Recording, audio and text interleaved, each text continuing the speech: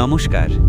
আমরা এমন একটি প্রাচীন রহস্য নিয়ে কথা বলবো যা আপনাকে আপনার নিজের ভেতরেই লুকিয়ে থাকা স্বাধীনতা খুঁজে পেতে সাহায্য করবে।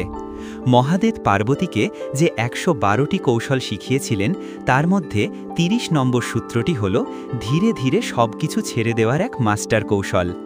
আমরা জীবনে যা কিছু আঁকড়ে ধরি এই কৌশলটি তা থেকেই মুক্তি দেয়।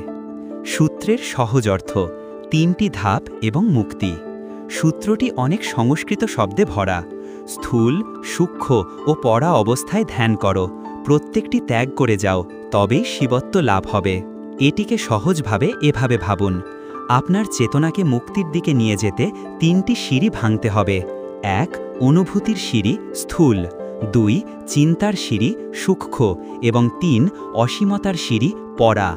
প্রতিবার একটি সিঁড়ি ভাঙার পর সেই অভিজ্ঞতাকে ছেড়ে দিতে হবে। এই ছেড়ে দেওয়ার অভ্যাসই আপনাকে শেষ ধাপে নিয়ে যাবে। উপমা: কফি কাপের উদাহরণ, দৈনন্দিন প্রয়োগ। ধরুন আপনি ১ কাপ কফি খাচ্ছেন। এই কফিকে ধ্যান করার মাধ্যম বানান। ১. স্থূল অনুভূতি। প্রথম ধাপ হল কফির স্বাদ, গন্ধ, কাপের উষ্ণতা, অর্থাৎ আপনার পঞ্চ ইন্দ্রিয় যা অনুভব করছে। কফির এই শারীরিক উপস্থিতিটিকে সম্পূর্ণভাবে অনুভব করুন। তারপর এই অনুভূতিকে ত্যাগ করুন বা ছেড়ে দিন। ২. সূক্ষ্ম চিন্তা। দ্বিতীয় ধাপে কফি নিয়ে আপনার চিন্তা বা স্মৃতি আসুক। কফিটা কি ভালো? এটা কি আমার পছন্দের জায়গা? গতকালের কফির স্বাদ এমন ছিল না। এই সমস্ত মানসিক আলোচনাকে মনোযোগ দিয়ে দেখুন। তারপর এই চিন্তাগুলোকেও সম্পূর্ণভাবে ছেড়ে দিন। ৩. পড়া অসীম। এখন কফি বা সেই চিন্তা কোনোটাই আর আপনার মনোযোগের কেন্দ্রে নেই। আপনার মনোযোগ শুধু সেই বিশুদ্ধ চেতনা বা শূন্যতার ওপর যা এই সমস্ত অনুভূতির পেছনে স্থির ছিল। কফি বা চিন্তা ছাড়াই আপনি শুধু সচেতন। এই বিশুদ্ধ সচেতনতাকেও ছেড়ে দিন, কোনো নাম দেবেন না। মূল মন্ত্র: ছেড়ে দাও, ছেড়ে দাও, মুক্তা মুক্তা।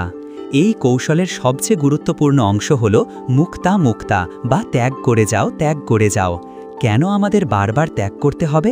কারণ মন খুব চালাক। মন স্থূলকে ছেড়ে সূক্ষ্মকে আঁকড়ে ধরে। সূক্ষ্মকে ছেড়ে পড়া অর্থাৎ অসীমতার অভিজ্ঞতাকেও একটা বিশেষ ভালো অভিজ্ঞতা হিসেবে ভরে রাখতে চায়। কিন্তু মহাদেব বলছেন, কোনো অভিজ্ঞতাই তোমার চূড়ান্ত স্বরূপ নয়।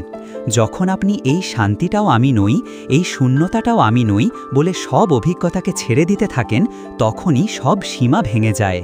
12টি কেন্দ্রের ব্যবহার একটি সরল ধারণা। যদিও সূত্রে 12টি কেন্দ্রের কথা বলা হয়েছে, কিন্তু তার মানে এই নয় যে আপনাকে জটিল সারির স্থান নিয়ে ভাবতে হবে। এর অর্থ হল আপনাকে প্রতিটি স্তরে শারীরিক, মানসিক, আধ্যাত্মিক এই 3 ধাপের মুক্তি প্রয়োগ করতে হবে।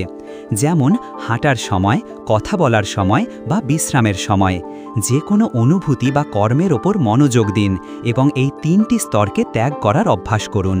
শেষ চূড়ান্ত ফল শিবহ। সব শেষে সব কিছু ত্যাগ করার পর কি বাকি থাকে? অন্তত শিবহ। আপনি আপনার শিব স্বরূপ বা পরম চেতনা লাভ করেন।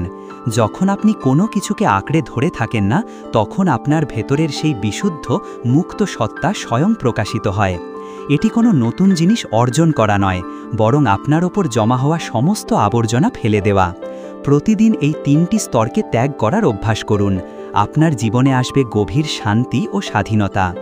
এই জ্ঞান লাভের পথে এগিয়ে যেতে সাবস্ক্রাইব করুন। ধন্যবাদ।